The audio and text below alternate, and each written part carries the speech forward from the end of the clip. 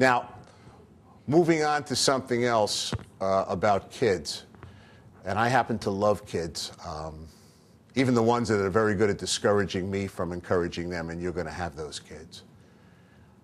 I love all the levels you teach, but I want to pay special homage and congratulations to the middle school teachers. I know you're out there, the real Green Berets of education, because they work with kids whose behavior is about as predictable as throwing Jell-O on a wall and wondering where it's going to land. We talk about all the studies about what's the critical age for reading, what's the critical age. You know what? The critical age is every time you walk in the classroom, the game is on. It is game day every single day. And please don't expect corporate America, people in different jobs, like them and love them, to understand even what makes you happy. See, I know you got a lot inside, and I'm asking you not to save it. We're coming up to the time of the year where you may be walking through the hallways thinking you need a vacation, and you might feel tired and flat mentally, but it's interesting how when you're looking forward to something, you become excited. So you're not as tired as you think. Here's the evidence. Come December, late November, certainly January, you're going to be walking down the hallway, feeling pretty good, having a good day, and you're going to see another educator coming at you in your building, smiling. And there's something unusual about the smile because it's so ebullient and so full. And you know what they just heard? They heard, and it's Wednesday, that there might be a snow day the next day. And it's contagious. And there should be everybody in a building that we give a stipend to that a teacher can comfortably walk in and say, have you heard anything yet? Look, teacher may tell you I've heard 6 to 8 inches, but teachers are skeptics because you need to know when that stuff is coming down. How many of you agree? All right? And is there a thick undercoating of ice? And it's interesting to know how those type of extraneous things seem to make us happy. But that's the life of a teacher. And I know teachers can't sleep before the day of a snow day. You're up like a kid night before Christmas.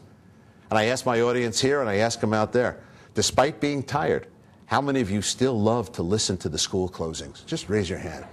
It's a lot of fun. They don't come in alphabetical order, and you get those close calls. It's an amazing phenomenon. I'm just so juiced up, I'm flushing over all of this. But I'd like to close with a couple of thoughts for you. Between ordinary and extraordinary in whatever you do are little gradations. I'm a baseball coach. I'm a Little League coach. Now I coach a youth baseball team. Now it's an adult baseball team, 18 to 24. And I got guys who come up, in this case, hitting 270, 275. And they're always looking at the guy that's hitting 325 and wondering how they're doing it. Well, let me tell you how they're doing it, and it's the same with schools of excellence. They're doing with everything with the people playing their little roles. And I say little as a big thing. See, the guy who's 275 should know, and I've done the work on this, that the guy with 300 is not lucky. They're not in a better school. They don't drive a better car. They don't have a better principal. Those variables are an illusion. It's about applying and doing the little things that you enjoy doing to make a difference in people's lives. And the quest, when people say in baseball, parents say to the kid, go have fun. Fun to me is different. Fun is seeing how far you can go with the time allotted. In fact, in this audience, how many are glad to be above ground than below ground? Just raise your hand. A couple of hands didn't go up, so let me ask it a little different. How many are glad at the present time you do not have a chalk mark around your body? Very good. And let me just give the analogy. The difference between a 300 hitter and a 275 hitter over the average amount of major league at-bats in a season, a couple of hundred, is only one hit in every 40 at-bats. That separates the 300 hitter from the 275 hitter. So you got to swing the bat, you got to risk striking out, you got to risk being disliked as a leader for a period of time by other people. I don't mean set it up to be maliciously confrontational and enemies, but doing some things that you know you got to do because it's in your heart, it's in your head, it's in your soul. So you leave an imprint wherever you go. So when you're 80 and rocking on the porch, and I hope you are, you can look back with no regrets and know that you gave it the best you can. And one little caveat before I leave here today. Everything I said to you, please be gentle with yourself, may impact your personal life as well as your professional life. I'm going to go on the assumption you do have a personal life. So with that in mind, let me get to know not only my audience, but I'd like you to hear this. How many of you live with other people? Because how many of you live? It's not a difficult question, right? Let's be all-inclusive like the special ed laws. How many of you know other people? Good. How many of you have kids of your own that you know about? Good. That's very good, all right?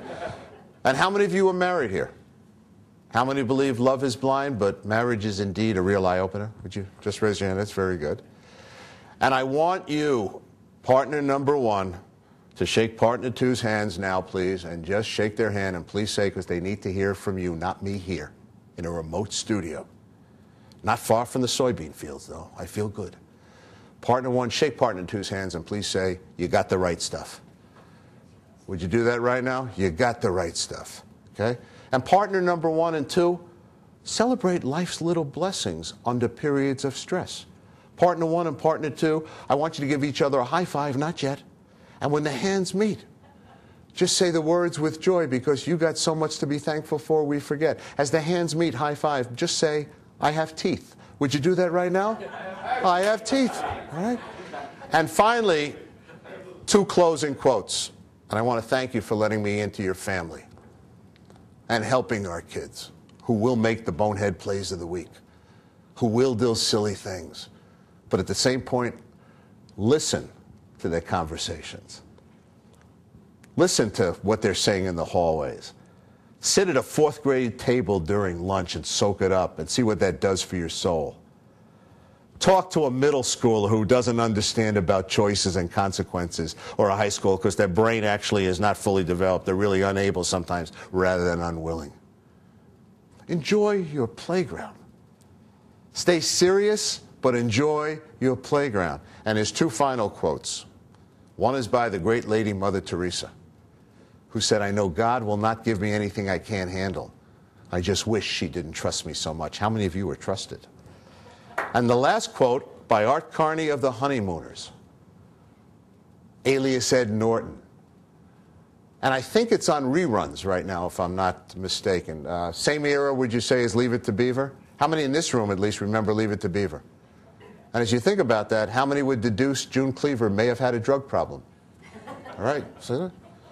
And Art Carney said, when the tides of life turn against you, and if you're living it will, and the current upsets your boat, don't waste those tears in what might have been. Just lay on your back and float. And I'm going to think of you on my way back to Massachusetts. I'm going to think of the impact you have on kids. It's never too early and it's never too late. It's always the season for game time.